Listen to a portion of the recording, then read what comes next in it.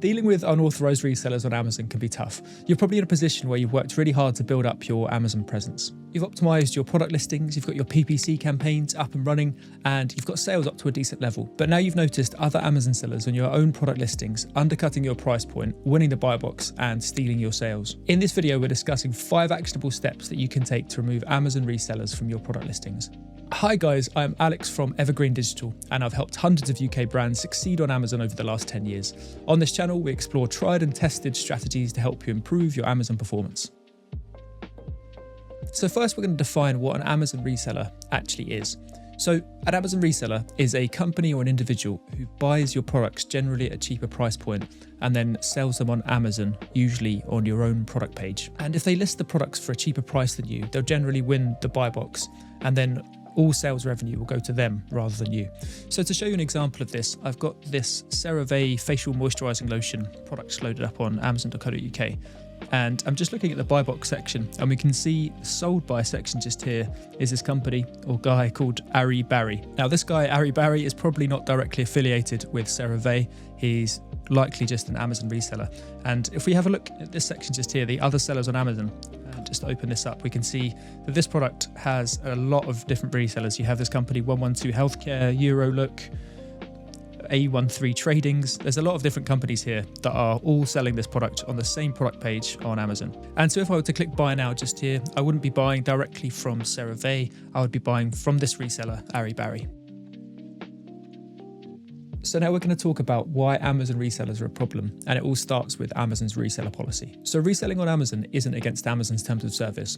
In fact, they have a whole blog post explaining the best way to do it. So it's completely fine by Amazon if another seller starts selling your products on your product page. So they probably want resellers on the platform because it encourages a race to the bottom in terms of price, and ultimately Amazon end up getting more fees. What this means is that Amazon resellers can't be dealt with as an Amazon problem, but a distribution network problem. And some of the solutions we'll talk about later are about tightening up that distribution network. So obviously these Amazon resellers have a big impact on your sales and profitability. If you're losing the buy box to a reseller, the money's going to them, not to you. The resellers also make inventory management on Amazon a bit of a nightmare.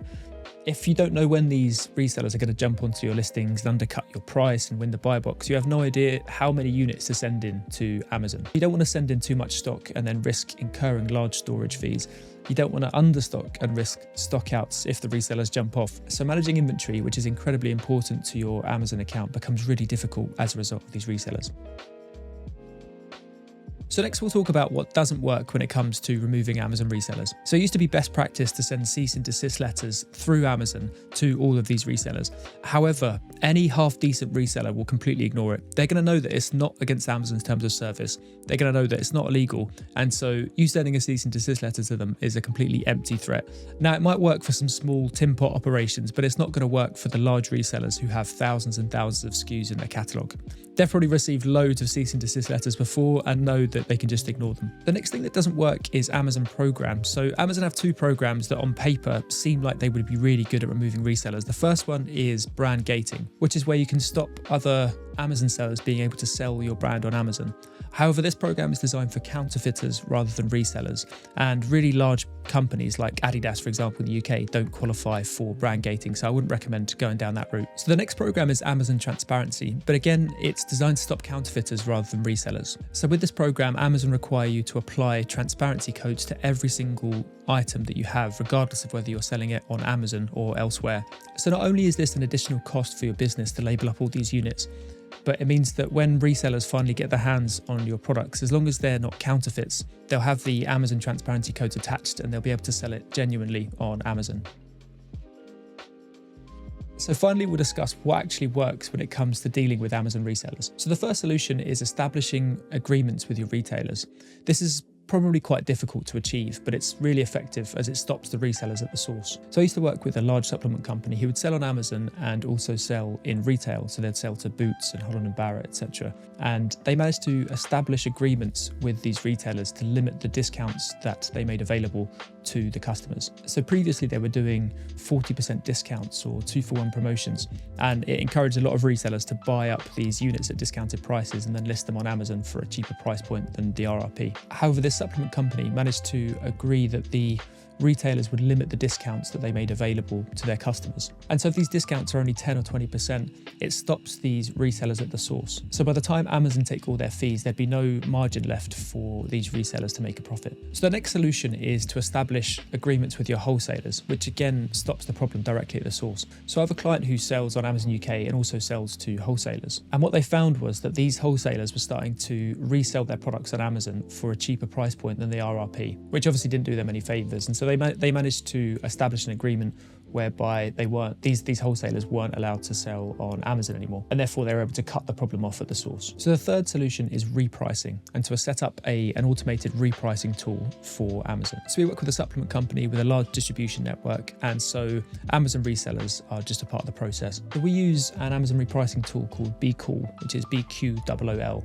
And we establish minimum prices for every single SKU. So if a reseller jumps onto the listing at a price slightly below the RRP, this automatic repricing tool will reprice the SKU just below their price so that we can win the buy box back. And so this process will keep happening until we reach the minimum price, and then we won't fall below that. And so what this does is that if the reseller is willing to go below your minimum price, it reduces their profit margin and hopefully disincentivizes them from reselling this particular SKU in future. But if they're not willing to go below a certain price, it helps you maintain the buy box and maintain your sales. So the next solution is subscribe and save. So subscribe and save orders aren't affected by the buy box. So even if a reseller jumps onto your listing, wins the buy box, you'll still maintain those subscribe and save orders. What this means is that for certain clients we have, if they have a large network of subscribe and save customers, they're able to maintain sales of thousands per day, even if they don't have the buy box because of Amazon resellers. And so what I'd suggest is that you do everything you can to incentivize subscribe and save orders. So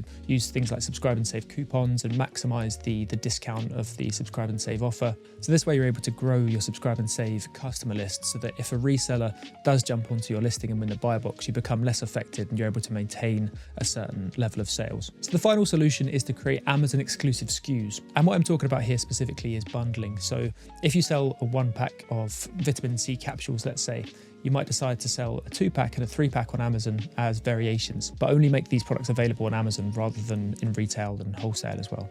So this helps you maintain your sales even if your main SKU is affected by resellers. It also increases your average selling price and increases your margins most likely. So it's definitely a nice idea to consider. Just bear in mind that you have to package and label these units before sending them into Amazon FBA. So you might have to get a new EEN number and some new packaging to accommodate for these 2-packs or 3-packs.